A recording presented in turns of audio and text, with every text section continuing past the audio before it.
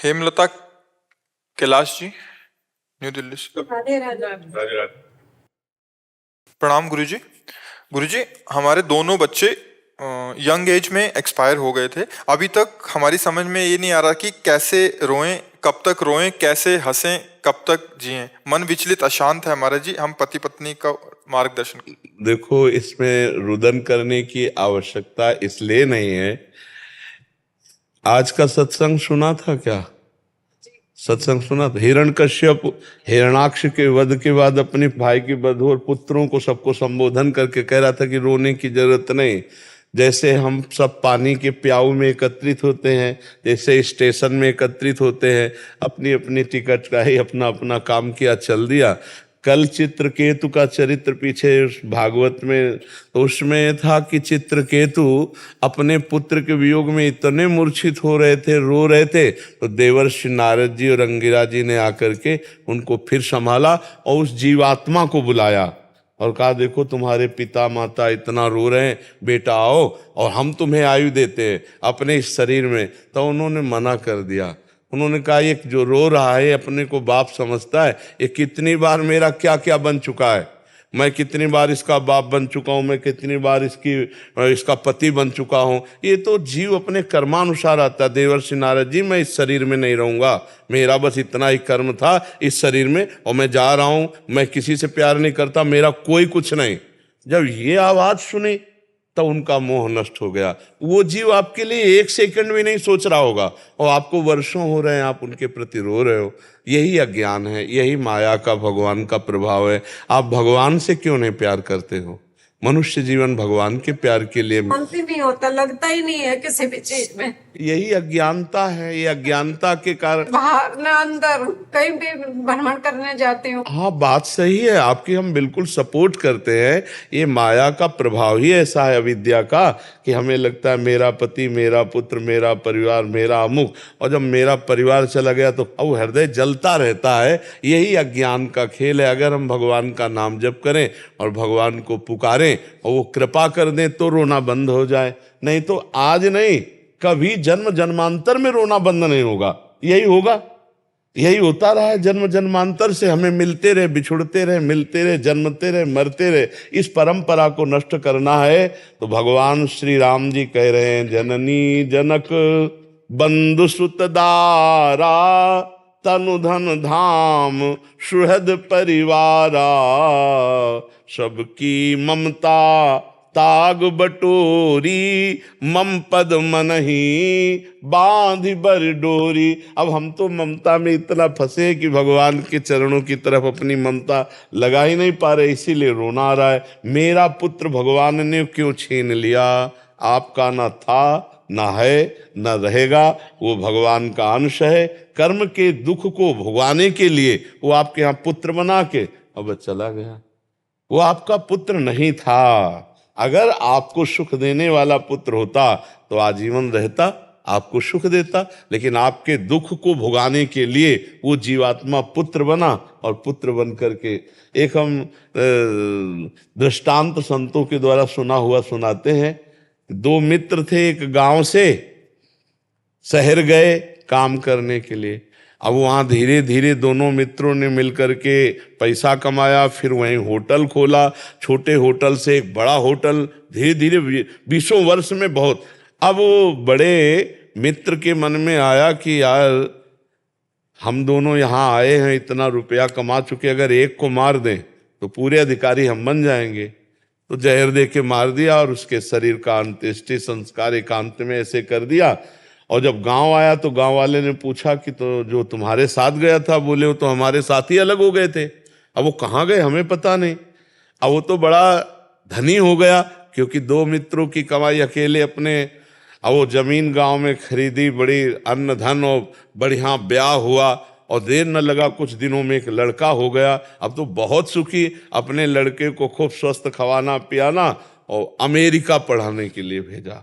खूब महंगी पढ़ाई, लाखों करोड़ों रुपया खर्चा हो गए थे तब तक। जब लड़का नव किशोर हुआ, अमेरिका जाने के लिए योग्य हुआ, वहां पढ़ा। अब वहां बीमार शुरू हुआ, अब अमेरिका में डॉक्टरी शुरू हुई, अब यहाँ से खेती बिकना शुरू हुआ। व्यापार, आभूषण, खेती सब चौपट हो गए। अब ये हालत हो गई कि लाखों करोड़ों कर्जा हो गए कि किसी तरह बच्चे की जान, फिर भी ठीक नहीं। अब अमेरिका से वापस भारत लाए, और भारत में जब वो गोद में लेकर पिता रो रहा था और कह रहा था बेटा बूढ़ा हो गया, जैसे तैसे करके क्या क्या नहीं कमाया, आज सब चौपट हो गया, अब मैं तुम्हें बचा नहीं सकता, कैसे दवा कराऊं। और बहुत रोए तो वो हंसा बालक और कहा दोस्त पहचाने नहीं, अपना सब पूरा हिस्सा और तुम्हारी बेईमानी का सब नष्ट करके, और मैं अब ऐसे जा रहा हूं कि जिंदगी भर तुम रोते रहोगे। और मर गया, चला गया। कौन आया था? हाँ, दोस्त आया था, हिसाब किताब अपना पूरा। अब हम लोग अज्ञानी जीव हैं तो हम जानते नहीं भाई, किसी न किसी जन्म में उस जीवात्मा के साथ हमारा कोई न कोई ऐसा रहा जो आए और नौजवानी में हमारे चित्त को चुरा कर हमें दुख देकर रुला करके चले गए। नहीं तो अगर हमारे कर्म होते तो हमें सुख देने वाला बेटा होता। और सही बात पूछो, ये बेटा, ये पत्नी, ये पुत्र, ये परिवार, ये भगवान की दी हुई वस्तु है, और जितने दिन के लिए दिए उतने दिन तक ही आप साथ रह सकते हो। लाख उपाय करो, आप साथ नहीं रह सकते हो। ये संसार बिल्कुल एक प्याऊ जैसा, रेलवे स्टेशन जैसा है। अपनी गाड़ी आई, जब तक गाड़ी नहीं आ रही तो चाय पी रहे, राधे राधे बात कर रहे, और गाड़ी आई तो चाय छोड़कर भागे, उस पर बैठ गए, चले गए। फिर नहीं पूछेंगे कि तुम कैसे हो, नहीं पूछेंगे। इसलिए भाई नाम जप करो, भगवान का आश्रय लेकर उनकी लीला कथा सुनो, मन को बांटो। अब समय रोने में मत नष्ट करो, क्योंकि तुम्हारी भी वही दशा होने वाली है। मृत्यु तो हम सबकी आने वाली है ना। ये बात तो समझ आ गई, लेकिन ये आगे के दिन कैसे निकलेंगे? नाम खूब नाम जप करो, चिंता मत करो। देखो आप लोगों को भगवान का भरोसा नहीं, इसलिए आपको लग रहा है कि मेरे बेटे नहीं है तो मेरा बुढ़ापा कैसे कटेगा। अरे वो अखिल कोटि ब्रह्मांड नायक भगवान, उसके सहारे हो जाओ, वो ऐसी व्यवस्था कर देगा, आप देखते रहे, सोच नहीं सकते भगवान के सहारे। इसलिए आप चिंता न करो कि आप दोनों बूढ़ों की व्यवस्था कौन करेगा, आप उनके भरोसे हो जाओ। देख लो कोई न कोई ऐसा निकल आएगा रास्ता कि उस पूरे विश्व का भरण पोषण, अरे वो खुद आ जाएंगे बहाने से किसी न किसी, और आपकी सेवा कर जाएंगे, आप जान नहीं पाओगे। हाँ, अपने कोशिश तो खूब करते हो इस स्थिति से निकलने की। नाम जप करो बस जी। नाम जप एक वो रास्ता है जो आपको निकाल देगा। हमारी प्रार्थना मान लो, जो नाम आपको प्रिय हो, राधा राधा, राम राम, कृष्ण कृष्ण, हरि हरि, नाम जप करो, ये आपको उबार देगा। आप नाचने लगोगे, आप आनंदित हो जाओगे। नरसिंह मेहता जी का पुत्र पधारा तो करताल लेकर नाच रहे, भला किया गोविंद, भला किया। हाँ, श्रीवास जी का पुत्र पधारा, चैतन्य महाप्रभु आंगन में नृत्य कर रहे, हरे कृष्ण हरे कृष्ण, नाच रहे, आनंदित हो रहे। देखो हम लोग कहीं ना कहीं माया में फंस गए हैं, और माया से मुक्त करने के लिए जा सुनाम भव भेषज हरन घोर त्रिशूल, भगवान का नाम ही इस भव रोग की अचूक औषधि। इसलिए नाम जप करो, जो नाम प्रिय हो, और बात मानो, भगवान को अपना मान लो तो निहाल हो जाओगे। उनको पुत्र मान लो, उनको पिता मान लो, गुरु मान लो, जो मान लो, वो सब कुछ तैयार है। और आप देख लेना, अब मान के तो देखो उनको। अरे अब कैसे तुम्हें बताए, मान के तो देख लो, निहाल कर देंगे। ई परलोक सकल सुख पावत मेरी सो भैया, कृष्ण गुण संचु। इस लोक में और परलोक में भी परम आनंद मिलेगा यदि नाम जप करोगे, भगवान की लीला कथा सुनो, अधिक समय चर्चा सुनो, क्योंकि मन पुत्र राग से युक्त हो चुका है। तो चर्चा सुनने से मन में वैराग्य आ सकता है, अन्यथा अगर वही चिंतन करोगे तो फिर रोना आएगा और परेशानी आएगी, और यही लगेगा अब हमारा जीवन किस काम का। नहीं, अभी एक साथी है जिसको तुम नहीं जानते, अविज्ञात सखा, भगवान श्री हरि। ठीक है जी। अर्पित गुप्ता जी, राधे राधे महाराज जी। महाराज जी आपके चरणों में कोटि कोटि प्रणाम। महाराज जी, भक्ति और मुक्ति में भक्ति को प्रधान माना जाता है, तो मन का भक्ति करके मुक्ति की चाह रखना उचित है? भक्ति सर्वसमर्थ है, मोक्ष भी प्रदान कर देगी और प्रेम भी प्रदान कर देगी, जो चाहोगे। तो पहले भक्ति का स्वाद आवे, फिर बताना कि मोक्ष चाहिए कि नहीं, किसका पे।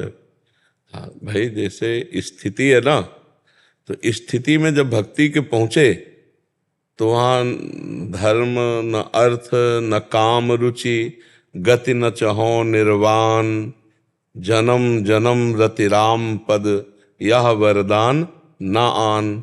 वो स्थिति है जिसमें न धर्म न अर्थ न काम न मोक्ष, जैसे श्रीमद् राधा सुधानिधि में लिखा है, धर्माद्यर्थ चतुष्टयम विजयताम किम तद्वृथा वार्तया। बोले धर्म अर्थ काम मोक्ष की वार्ता बेकार की मेरे सामने क्यों करते हो? क्योंकि वो प्रियालाल के प्रेम में डूबे हुए हैं।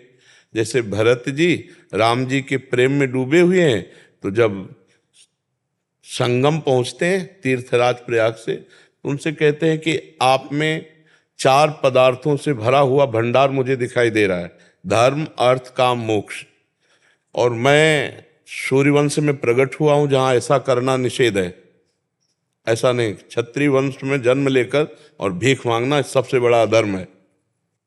आरत काह न करे कुकर्मु, मांगो भीख त्याग निज धर्मु। मैं अपने धर्म का त्याग करके तुमसे भीख मांगता हूं हे तीर्थराज प्रयाग।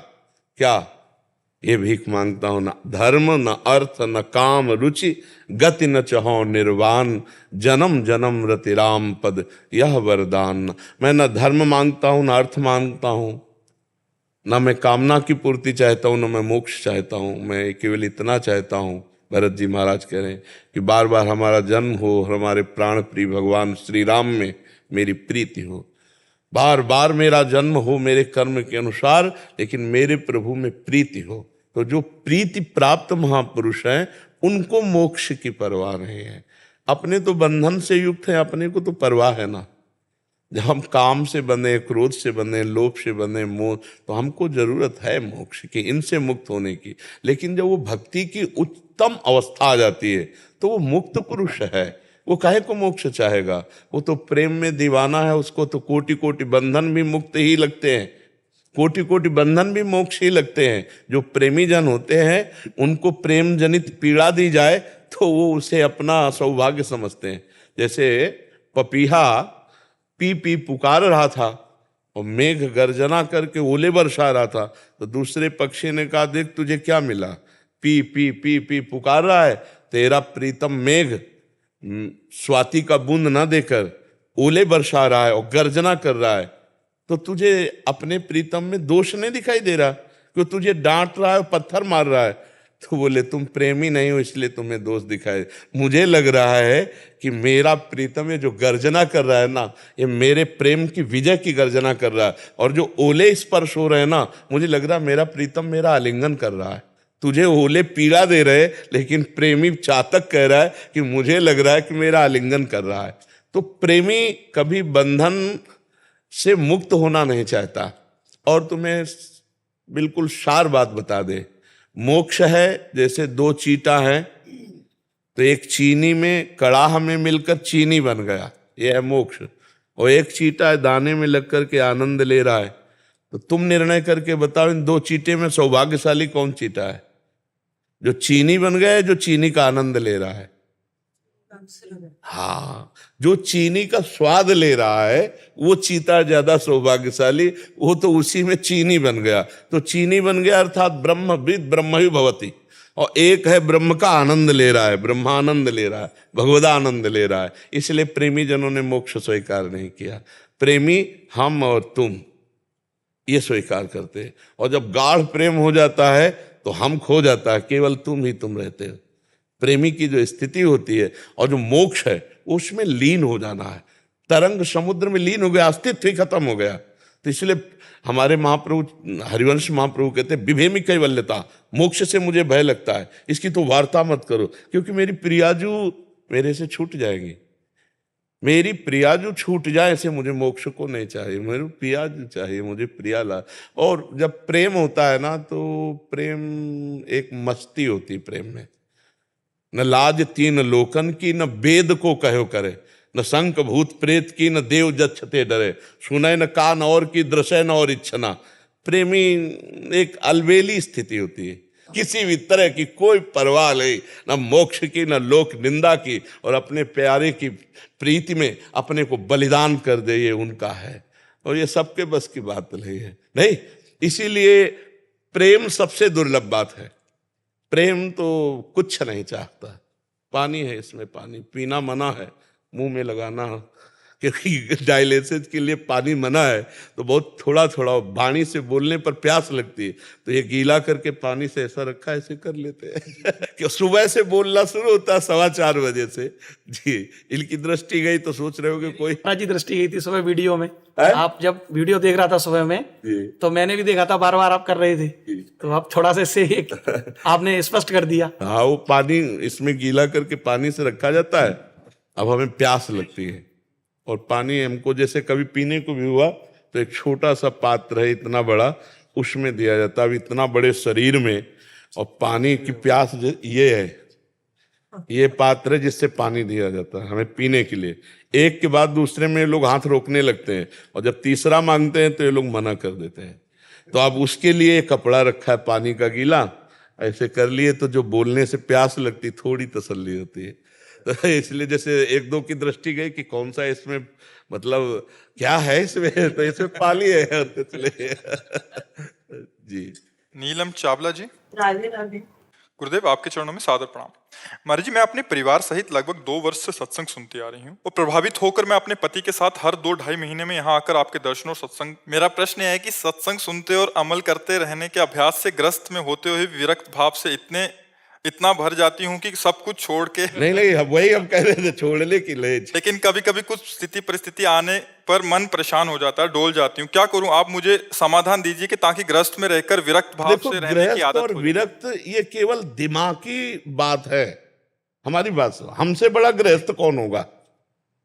आप विरक्त देख रहे हैं, एक गृहस्थ के 4-5 लड़के होते हैं, हमारे 400-500 लड़के हैं, 400-500। और तुम अपने बच्चे को जैसा प्यार करते हो उससे लाख गुना बढ़कर हम प्यार करते हैं, क्योंकि ये अपने माता पिता परिवार को छोड़कर आए हैं। तुम केवल शरीर संबंधी ही प्यार कर सकते हो और हम शरीर और परमार्थ दोनों प्यार करते हैं। अच्छा, आपको कितने की जिम्मेवारी होगी? ये तो केवल बच्चे हैं, और भी तो है ना, हर व्यवस्था भागवतिक है। तो अगर हम कहें कि गृहस्थी हमें ऊबने वाली बात लगती है, तो आप फिर ये सोचो कि इतना बड़ा परिकर, और सुबह हम रात्रि के 12 बजे उठते हैं और अपनी दिनचर्या करके 2 बजे रोड में आ जाते हैं, और तब से अभी तक व्यवहार ही तो चल रहा है। आप लोगों से मिलना, आप लोगों से प्रश्न उत्तर करना, यही तो चल रहा है। उगना नहीं होता है, और कभी कभी कोई बात ऐसी हो जाती है कि उसमें मन दुखी होता है कि हम उधर के भी नहीं रह रहे और इधर के भी पूरे कोई खुश, मतलब दुनिया में भी कोई खुश नहीं होता, और हम पूरे भगवान की तरफ भी नहीं। क्यों पूरे भगवान की तरफ क्यों नहीं है? भगवान की तरफ जाने के लिए कोई कपड़ा बदलना या कोई मतलब व्यवस्था छोड़ना, ऐसा बिल्कुल नहीं। ये सब दिमागी स्तर छोड़ दीजिए। रुपया, पैसा, भोग सामग्री, यही दिमाग में छाया है ना, तो इसी को पाखंड कहते हैं। चाहे लाल पहन लो, चाहे पीले पहन लो, चाहे काले पहन लो, चाहे जो पहन लो, और सलवार कुर्ता में हो, पैंट शर्ट में, और भगवान से प्रीति करते हो, परिवार को भगवान का जनमान का सेवा करते हो, बढ़िया संत हो। हम संत हो करके जो संत की बात हो हम आपको बता रहे। अगर भगवान से प्रीति नहीं तो कुछ नहीं, और भगवान से प्रीति है तो विभीषण जी सादी वर्दी में है, कोई पोशाक उनकी संत वेश नहीं, और भगवान कह रहे तुम सारी के संत प्रिय मोरे, धरऊं देह नहीं आन निहोरे। तुम्हारे जैसे संतों के लिए मैं अवतार धारण करता हूं, भगवान कहते हैं। और विभीषण जी रावण के भाई हैं और राजमंत्री पद पर हैं, और उसी पोशाक से आए हैं, पोशाक नहीं है। और पोशाक धारण करता कालनेमी, और हनुमान जी पूंछ में लपेट करके उसको मार डालते हैं। कालने में धारण करता है पोशाक साधु वेश की। अगर साधु वेश है और उद्देश्य ठीक नहीं है तो फिर वो पाखंड ही तो हुआ। तो ये जो लोगों के मन में एक बैठा है कि हम घर बार छोड़ देंगे कहीं चले, क्या जानते, बस बात केवल बदली है। हमारा सब कुछ प्रभु का है, हम सहित, और आपका पर्सनल घर है, आपका पर्सनल पति है, आपका पर्सनल पुत्र है। बस यही भाव समर्पित कर दे तो हो गया। अब हमारे आप सब नहीं हो क्या? पर हमसे ईमानदारी से पूछा जाए आपका कौन है, तो भगवान के सिवा हमारा कोई नहीं। आप सब भगवान के प्रेरित होकर के यहाँ आए, हम भगवान के जन है, तो हम आपको प्यार कर रहे हैं। और गृहस्थी में केवल ये मान लिया जाता है मेरी पत्नी मेरा पुत्र, बस एक घेरा बना लिया गया इसलिए वो बंध गया। अगर उस घेरे को तोड़ दे तो संत ही है, वो घर में रहता हुआ संत है। बात समझनी, कहीं नहीं भागना।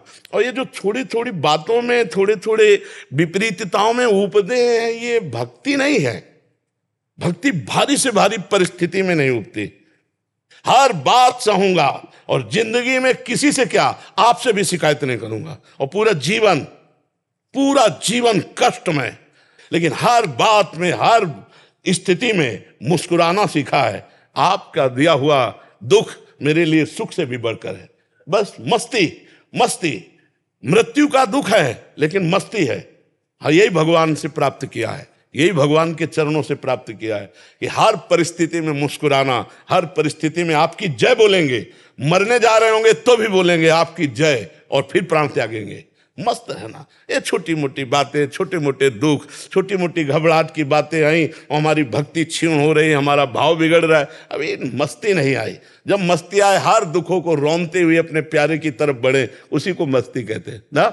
हाँ, बिल्कुल मस्त रहो। ये मनुष्य जीवन हाय हाय करने के लिए नहीं मिला, बहुत मस्त होने के लिए मिला। मस्ती का राज है उस सच्चिदानंद में स्थित होकर के मस्त रहना, उस सच्चिदानंद में ही आनंदित रहना, हर परिस्थिति में आनंदित रहना। ये गंदे नशा करने वाले, गंदी बातें करने वाले, गंदे आहार करने वाले, ये मस्त थोड़ी होते। ना, मस्त तो होते जो भगवान में अपना चित्त जोड़ते। देखो हनुमान जी की मस्ती को देखो, विभीषण जी की मस्ती को देखो, ध्रुव जी की मस्ती को देखो, प्रहलाद जी के विष पी गई मीरा जी, मस्ती देखो, पूरा रात भर नाचती रही मेरे गिरधर गोपाल। ये मस्ती जहां विष हलाहल भी अमृत हो जाता है। प्रहलाद जी को क्या क्या कष्ट नहीं दिया गया, आप पढ़ के देखो। 5 वर्ष का बालक मस्त है, ध्रुव जी मस्त है। जो भगवान से जुड़े वो मस्त हैं, जो माया से जुड़े वो मस्त नहीं हैं। वो तो चिंता, शोक, भय, उद्विग्न, विषाद, इसमें फंसे हुए हैं। मस्त वही है जो भगवान से जुड़े। हर बात को भगवान से जोड़ दो कि अगर भगवान की मेरी इच्छा ना होती तो दुख क्यों आता, ये विपत्ति क्यों आती, और जब मेरे भगवान मुझे दुख देना चाहते तो मैं सुख क्यों चाहूं। हम भगवान से प्यार करते हैं तो आपका दिया हुआ दुख करोड़ों सुख से भी बढ़कर हमारे लिए है। तब मस्ती आती है जी। महाराज जी, मैं स्वयं का भजन स्वयं सुनता था। इसके बाद महाराज जी 10 साल से मेरा बंद हो गया और भजन बहुत कम हो गया महाराज। तो भजन सिद्धों का चलता है, साधकों को चलाना पड़ता है ना, तो अब चलाओ। उनकी हाँ तो चलाओ, अब फिर चलाओ। कोई गलती हो गई हो महाराज जी, उसका कोई उपाय बताइए। सिद्ध बाबा की कृपा हुई। नहीं, आप ये बताओ, आपको किसी संत महात्मा के प्रति दोष दर्शन हुआ क्या? महाराज जी नहीं, मैं तो नहीं करता, नहीं करता। सिद्ध बाबा की अरदास न करता हूँ और उन्हीं की कृपा हुई थी मेरे पर। अगर स्वाभाविक भजन में जो प्रवृत्ति में अरुचि होती है, उसके 2 कारण होते हैं। या किसी वैष्णव संत महात्मा का अपराध बन गया, और या फिर अभक्ष पदार्थ कोई भोजन जो, तो फिर किसी महात्मा का अपराध अगर बन गया हो तो आप देखो कई तरह का अपराध होता है। जैसे दोष दर्शन कर लेना, उनकी निंदा कर लेना, उनके प्रति लघु भाव आ जाना, तो फिर इसमें लघु भाव तो आया। हाँ, तो उन्हीं को मानसिक प्रणाम करो जिनके प्रति आया हो, और आज से फिर फ्री हो जाओ, हल्के हो जाओ। यहाँ आए हो 18 घंटे भजन। हाँ, चुपचाप आप कहो मत, अहंकार आ जाएगा। बहुत डर, जैसे ले भेड़िया आ जाएगा बच्चों को लेके थे, ऐसे अहंकार आ जाएगा। मैं 18 घंटे भजन करता हूँ, ऐसा अहंकार आ जाएगा, और ये आ जाएगा तो चाट जाएगा भजन। घर से क्या किया, महाराज जी से एकांत वार्ता करूंगा तो मेरी व्यवस्था बनाए। हाँ, हो गई व्यवस्था, तुम अब कुछ कहने की जरूरत नहीं। जाओ और जो संत भगवान के प्रति दोष दर्शन हुआ उन्हें मानसिक प्रणाम कर लो, और फिर भजन में लगो। आज आप खुद देखोगे आपका अंदर का चैप्टर बदल जाएगा। आप जाइए, आप भजन में लगे। शिवाजी बेंगलोर से। गुरुदेव, आपके चरणों में कोटि कोटि प्रणाम। गुरुदेव, मेरा प्रश्न है कि अगर भूलवश श्री जी की सेवा या साधना में त्रुटि हो तो उसका प्रायश्चित क्या करें? नाम कीर्तन। जब हम कोई भी सेवा में त्रुटि हो जाए, या कोई पाठ में त्रुटि हो जाए, या स्तोत्र में त्रुटि हो जाए, तो उसकी नाम संकीर्तन से पूर्ति हो जाती है। इसीलिए हम पाठ प्रारंभ करने के पहले नाम कीर्तन करते हैं, और पाठ समाप्त होने के बाद नाम कीर्तन करते हैं। इसीलिए हम भगवत सेवा प्रारंभ करने के पहले नाम कीर्तन, और भगवत सेवा समाप्त होने पर, विश्राम होने पर भी नाम कीर्तन।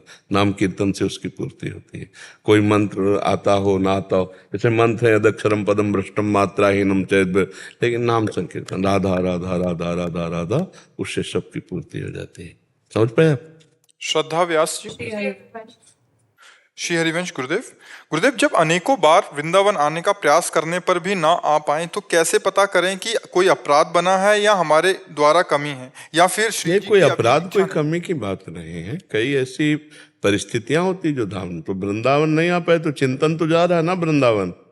वृंदावन को चिंतवन यह दीप और बार, कोटि जन्म के तम अघय काट करे उजियार।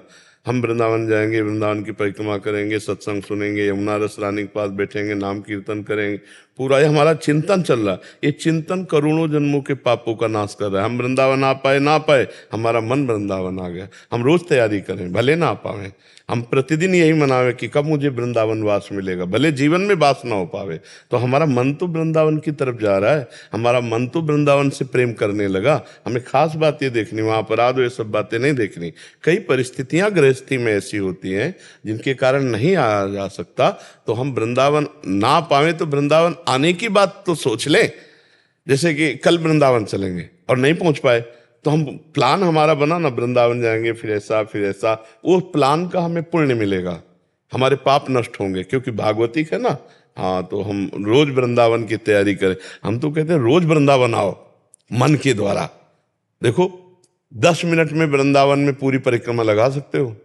यहाँ से राधा केली कुंज से फिर वहाँ गए, फिर जुगल घाट, फिर ऐसे केसी घाट, ऐसे मन से घूमते पूरी वृंदावन की परिक्रमा लगी। फिर राधा वल्लभ जी दर्शन करने गए, राधा रमण जी दर्शन, जहाँ जहाँ आप गए वो अपने दिमाग में भर लिया और एकांत में बैठ के उसका चिंतन कर रहे हैं। रोज वृंदावन वास का आपको लाभ मिलेगा, क्योंकि रोज वृंदावन आए, रोज वृंदावन दर्शन, यही तो मानसिक वृंदावन की परिक्रमा हो गई ना, मानसिक वृंदावन की पूजा हो गई। मानसिक वृंदावन आ गए, जब शरीर से आने को मिले तो आओ, नहीं मन से रोज वृंदावन आओ, रोज वृंदावन की परिक्रमा लगाओ, रोज संत दर्शन करो। भाव से जा रहे हैं, अब अंदर घुस गए, बगीचे के अंदर जाकर ओ सामने देखा, प्रणाम, थोड़ी देर बैठे, फिर उठे चल दिए। अब राधा रमण जी जा रहे हैं, नाम जप करते हुए राधा रमण जी, प्रणाम किया उनको, थोड़ी देर वहां दर्शन किए, चल दिए। मानसिक आराम से आप 10 मिनट में बहुत बड़ा लाभ ले सकते हैं। अगर आने को प्रगट मिले तो ठीक है, ना आने को मिले तो भावना से रोज वृंदावन से जुड़ो। नाम रूप लीला धाम, यही तो हमारी उपासना है। धाम का चिंतन, नाम का चिंतन, रूप का चिंतन, लीला का चिंतन, यही तो हमारा जीवन है। तो अब रूप और लीला ये थोड़ा आगे की बातें हैं। प्रियालाल के रूप का चिंतन और लीला का चिंतन है तो आगे की। धाम और नाम ये दोनों पकड़ की चीजें, तो नाम का चिंतन करें और धाम का चिंतन करें। ना आ पावे तो अपराध न सोचें कि कोई अपराध बन गया, श्री जी बुला नहीं रहे, ऐसा नहीं।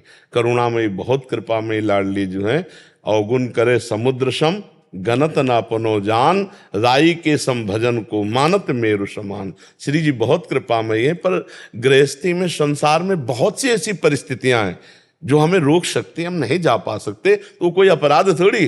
शरीर नहीं जा पाया तो मन से हम चिंतन कर रहे हैं, उनके हैं। देखो ये बात अंदर से बैठा लो कि जहां राखो ता रहो मान सुख राशि है। जहां रखोगी प्रियाजू, मैं आपके द्वारा रखी गई हूं, आप दिल्ली रखो, कलकत्ता रखो, आप जहां रखो, आपकी मौज है। मैं आपकी हूं, आपका चिंतन करूंगी, आप जहां रखोगी उसमें राजी रहूंगी, मांगती रहूंगी कि वृंदावन मिल जाए तो अच्छा है, वृंदावन दर्शन कराऊं तो अच्छा। ऐसी भावना से रहो, दैन्य भावना, समर्पित भावना। तो देखो भाई जी हनुमान प्रसाद पोद्दार जी, गोरखपुर गीता वाटिका, वहीं से श्री जी के दर्शन कर रहे हैं, वहीं से दिव्य लीला पूज्य राधा बाबा।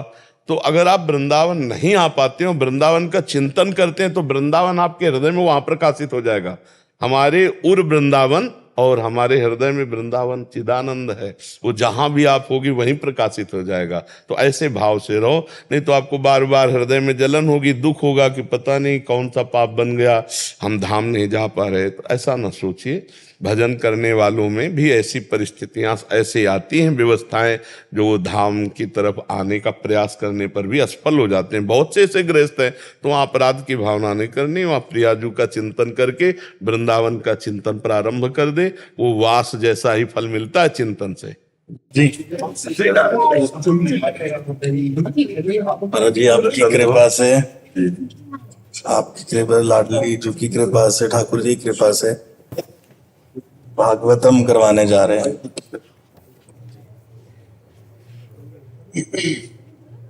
कहाँ करवा रहे हैं? चंडीगढ़ में। जी ऐसी कृपा हुई कि सभी संतों को बहुत सुंदर है। आपका केवल आशीर्वाद लेने आए हैं। अब हम तो वृंदावन से जा रहे हैं। मैं समझ रहा हूं। प्रवक्ता कौन है?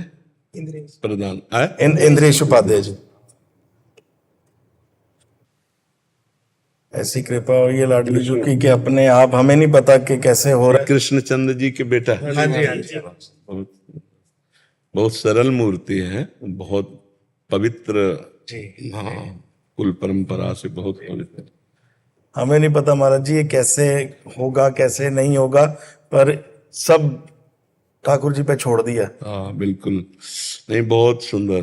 ये बहुत मांगलिक अनुष्ठान है और अधिक से अधिक संतों को बुलाओ, सब संतों को उपस्थित, उनके बीच बीच में प्रवचन रख दो, बहुत मंगल में रहेगा। बहुत अच्छे प्रवक्ता है, मतलब हृदय से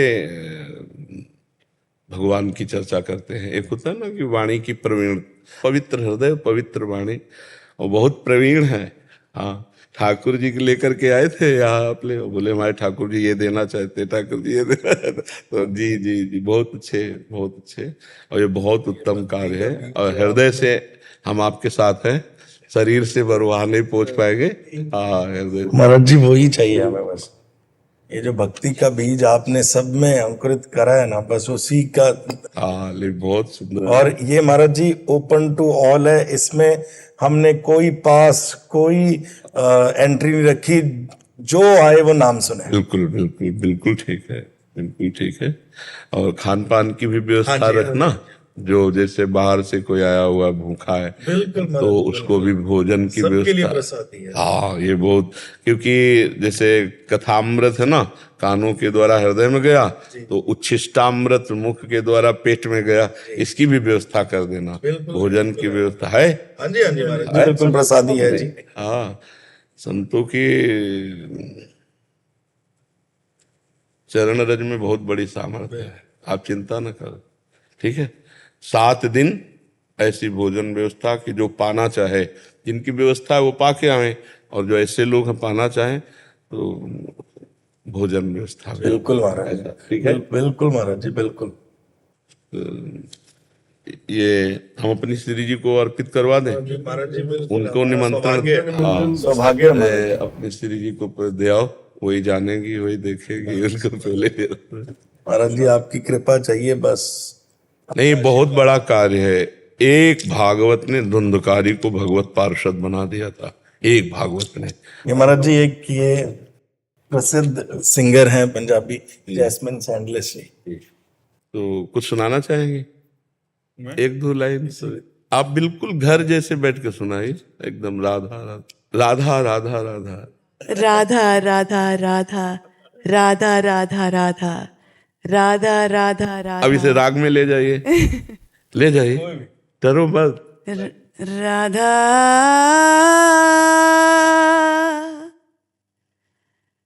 राधा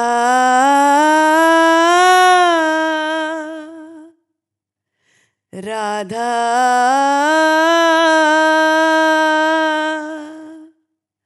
राधा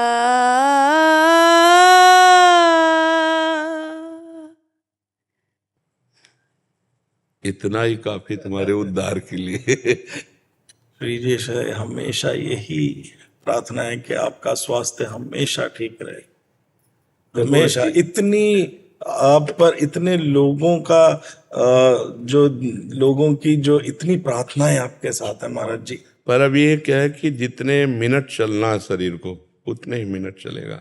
मतलब अब वो जो जाने वाली चीज वो तो जाएगी ही जाएगी। तो जितने दिन हमारा शरीर सेवा में लगना है उतने दिन लगना है। अब अपने बस का तो है नहीं, मालिक जितने दिन रखेगा नौकरी में उतने दिन रखना है, नहीं तो ट्रांसफर। और अगर मालिक को फिर भेजना है तो नया शरीर फिर भेजेंगे। वो नाम प्रेमानंद भले नहीं होगा, लेकिन कोई भी नाम हो, काम वही करेंगे जो अबगी कर रहे हैं। अरे मालिक शरीर बदल सकता है, और अगर वो अपने पास अपनी सेवा में रख लिया तो बात अलग है। अगर यहाँ है तो फिर यही झंडा ऊंचा करेंगे।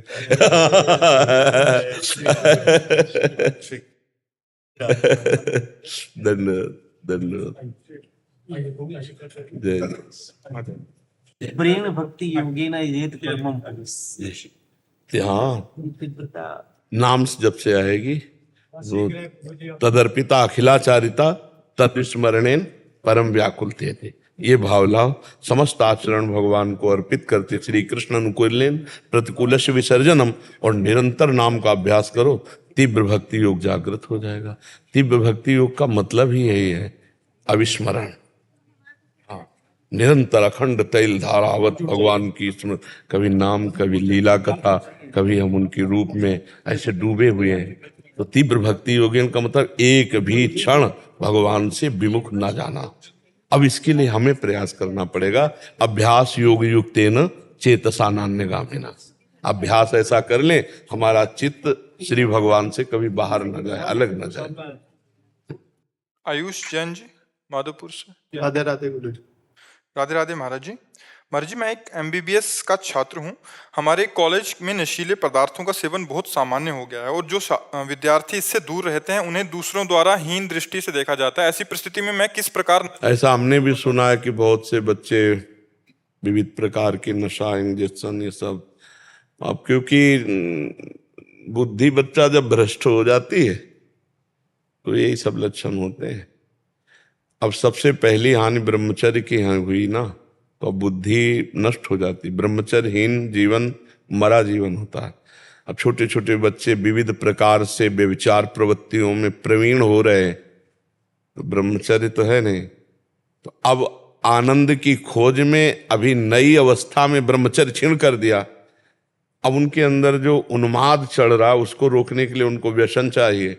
अब वो व्यसन के लिए अर्थ चाहिए।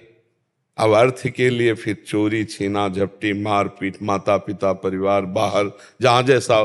तो इससे हमारी नई समाज बहुत बिगड़ रही है, बहुत बिगड़ रही है। कल कोई आए थे कि सनातन धर्म का, हम तो उनका सनातन धर्म का उत्थान करना तो पहले हमारे नई समाज को सुधारो। जो girlfriend, boyfriend, live in relation, व्यसन आदि में फंस रही है, इसको सुधारो तो सुधर सकती है। नहीं, यही तो हमारे सनातन धर्म के आगे। अब इनकी क्या दशा होगी जो इंजेक्शन से जी रहे हैं, नशे में, जो पराई माता बहनों की तरफ गंदी दृष्टि ही केवल भोगई दृष्टि रख रहे हैं। इन्हें क्या हमारे सनातन धर्म का वो मतलब उत्थान करेंगे? क्या हो गए? तो खुद पशु की तरह अपना जीवन व्यतीत कर रहे हैं। ये कै दिन मस्ती चलेगी? ये कै दिन चल, ज्यादा दिन जीवन नहीं रहता। ऐसे लोगों की लीवर खराब हो जाते हैं, बहुत तरह की बीमारियां, और ना आ जाएं तो फिर इतना वो डिप्रेशन में पहुंच जाते हैं। महाराज जी, जो पढ़ाई कर रहे हैं उसमें सभी डॉक्टर बनेंगे? नहीं, डॉक्टर का बनेंगे वही, मतलब कोई परफेक्ट डॉक्टर तो नहीं बन सकते। समाज को सुख देने वाले जो व्यसनी है, व्यभिचारी हैं, वो डॉक्टर समाज सुख वाले तो नहीं बन सकते। नहीं, आप देखो ना, नहीं आता, डॉक्टर ने नर्स के साथ गलत आचरण किया, डॉक्टर ने मरीज के साथ गलत आचरण किया। डॉक्टर वो मर चुका है मरीज, लेकिन फिर भी वो कह रहे कोशिश कर रहे हैं, हम 2-3 दिन अभी लगेंगे, और उसके पैसे ले रहे हैं। तो ये सब वही है नशेबाज, बेविचारी लोग। नहीं, जब मरीज दस्तखत कर दिया और प्राण तुम्हें समर्पित कर दिए और आप ले गए ऑपरेशन आदि के लिए या जहां, अब उस समय तुम भगवान हो उसके, आप जीवन रक्षा के लिए पूरा प्रयास करो। वो चीज डॉक्टर को भगवान माना जाता है हमारे यहाँ। आज के बच्चे जो व्यसन करने वाले बेविचारी बच्चे हैं ना, ये जब डॉक्टर, मास्टर कुछ भी बनते हैं तो ये ऐसे ही बनते हैं। जब उनके सामने समाज होती है तो समाज का शोषण करने वाले बनते हैं। डॉक्टर का पद भगवान का पद होता है, तुमको अपने पद का गौरव नहीं। तो ये जब लोग डॉक्टर बने, चाहे मास्टर बने, चाहे जहां बने, ये गंदगी ही फैलाएंगे, क्योंकि दिमाग गंदा है ना, दिमाग अस्वस्थ है। स्वस्थ दिमाग जो है वो वही तो समाज की सेवा कर सकता है। ये बीमार लोग हैं, ये बीमार लोग हैं, बीमार दिमाग के लोग हैं। हाँ, इनको जरूरत पड़ी तो ये किसी को जहर भी दे सकते हैं। और जो वास्तविक स्वस्थ दिमाग के डॉक्टर हैं, वो तुम पैसा से तौल दो तो भी मरीज के साथ धोखा नहीं करेंगे, क्योंकि उनको अपने धर्म का ज्ञान है कि इस समय मरीज का जीवन हमारे हाथ में, हम ऐसा नहीं कर सकते। पर प्रायः बहुत कम ऐसे लोग हैं जो अपने धर्म को पहचानते, उन्हें पैसे में बिकने के लिए सब तैयार है। तो बच्चा, बहुत कठिन बात है, कैसे सुधारा जाए? आप लोग स्वयं सुधरने की चेष्टा करें और बचने की चेष्टा करें तो हो सकता है। पर नए नए बच्चे, नई उमंग, तो उनको संतों की बातें सुनने में अच्छा नहीं लगता, शास्त्र की बात सुनने में अच्छा नहीं लगता। उनको तो लगता है नया जीवन है, आनंद ले लो। लेकिन आनंद का एक समय होता है, जब आप पानी ग्रहण करें, गृहस्थ में जाएं और फिर अपने अनुसार धर्म पूर्वक चलें, तो एक गृहस्थी का आनंद है। आप पहले ही फसल के पहले ही आप फसल काट लो तो दाना नहीं आएगा। ऐसे नए जो 18, 20, 22 के बच्चे हैं ना, ये अपने जीवन को नष्ट कर रहे हैं व्यसन और व्यभिचार से। अरे एक ही आ जाए तो नष्ट कर देता है, फिर दो व्यसन और व्यभिचार। तो हमें तो लगता है हमारी समाज को बहुत जरूरत है व्यभिचार मुक्त करने की और व्यसन मुक्त करने की। अब भगवान किसको सामर्थ्य देते हैं वही मुक्त करेगा। अब हम लोग तो बस केवल वाणी से बोल सकते हैं, और कुछ प्रभाव तो पड़ ही रहा होगा वाणी का, नहीं? वाणी का प्रभाव तो पड़ ही रहा होगा। हमारे नए भाई बहन जो है ना, वो हमारी बात, हमारी पीड़ा समझेंगे तो थोड़ा सा हमको सहयोग करेंगे।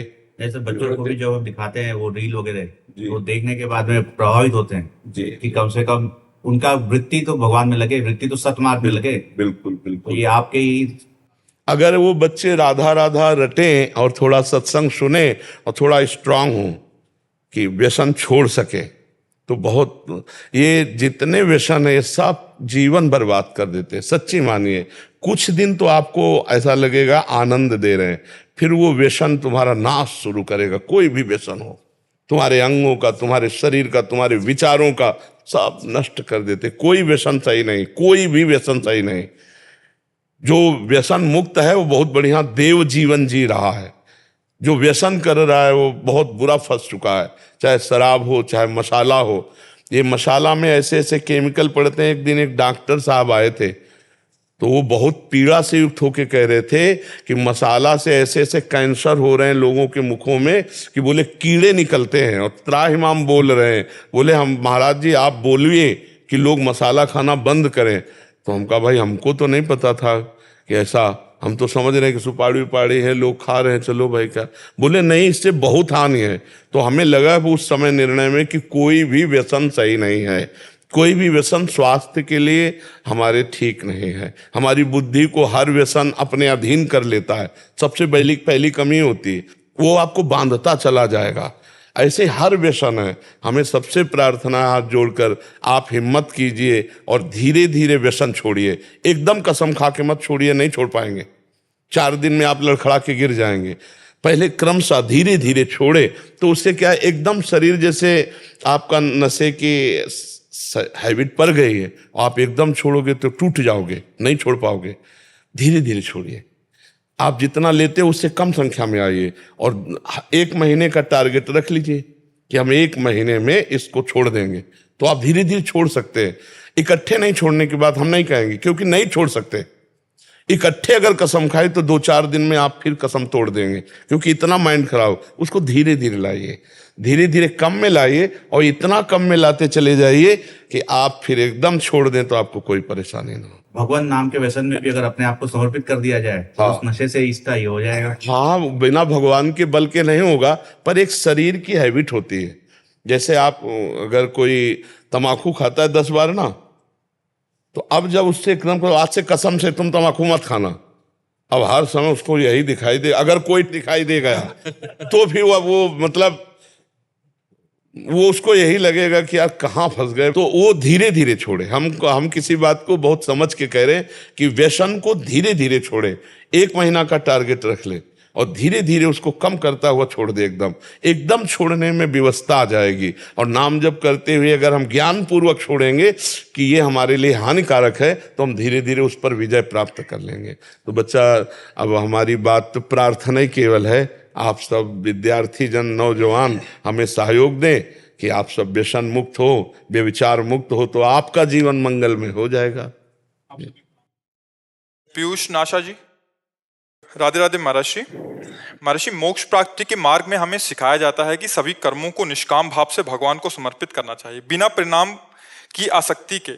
फिर भी इस यात्रा में कभी कभी हम ऐसे निर्णयों का सामना करना पड़ता है जहां 2 रास्ते या विकल्प सामने आ जाते हैं और हम किसी भी परिणाम की भविष्यवाणी नहीं कर सकते। ऐसे क्षणों में हम कैसे ये पहचान सकते हैं कि कौन सा मार्ग ईश्वरीय इच्छा के अनुरूप है और कौन सा हमारे अपने व्यक्तित्व इच्छाओं या अहंकार से प्रेरित हो सकता है, खासकर जब दोनों ही सत्य पर सही प्रतीत हो रहे हों? कैसे हमें किसका प्रश्न है? कैसे आप हमें बताएं कि दोनों सत्य प्रतीत हो रहे हैं? कैसे?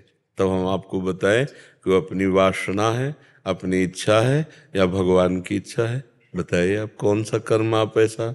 उदाहरण जैसे कि अगर हम अपने अपने कार्य में हमें डिसीजन लेना है, कोई निर्णय लेना है। बात पहले यहाँ समझनी है, भगवान की इच्छा और अपने कार्य ऐसा नहीं होता है। भगवान की इच्छा का पालन करने के लिए पहले तन वांग मनोभिर अमलई सोहम तवि वाष्टिता, शरीर को, मन को और वाणी को और आम को भगवान के चरणों में समर्पित करना होता है। तो अपना तो कुछ बचा नहीं, जब अपना कुछ अहम बचा नहीं तो उनकी इच्छा ही हमारे हृदय में इच्छा बनकर के स्फुरित होगी। और जब तक अहम है तब तक स्वेच्छा है। जब तक हमारा शरीर है, हमारी वाणी है, हमारा अंतःकरण है, हमारा परिवार है, तब तक ये अहम का राज्य है। ये अहम के राज्य में स्वेच्छा उत्पन्न हुई है, ना कि भगवद इच्छा। भगवद इच्छा तो उस हृदय में उत्पन्न होती है जो इच्छा रहित होता है, जो अहम रहित होता है। तो अभी हमारी वासनाएं ही हैं, हमारी इच्छाएं ही हैं, वो हम भगवान के चरणों में रखेंगे, हम भगवान के चरणों में मांगेंगे।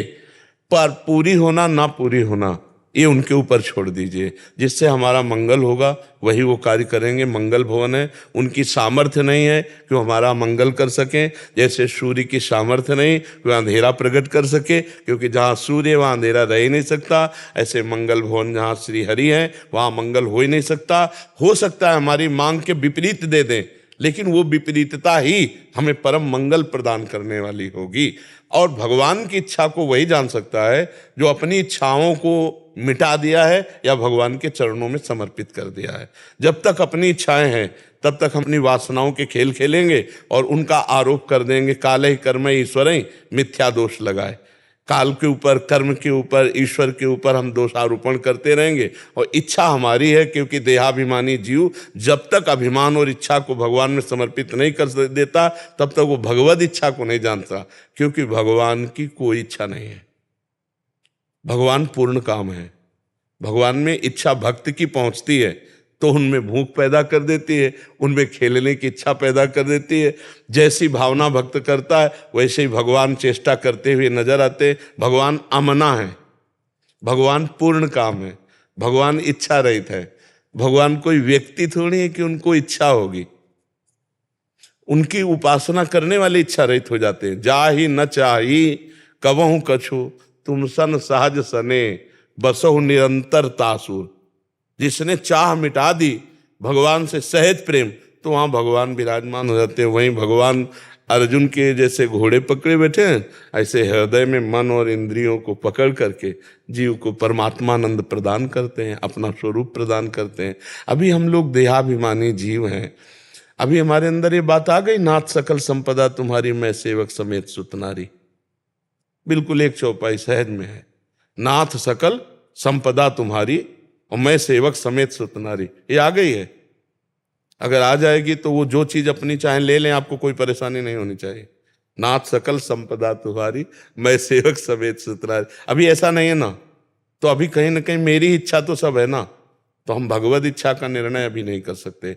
भगवद इच्छा की पहचान वही कर सकता है जो अपनी पहले इच्छाओं को मिटा दे। समझ पा रहे हो?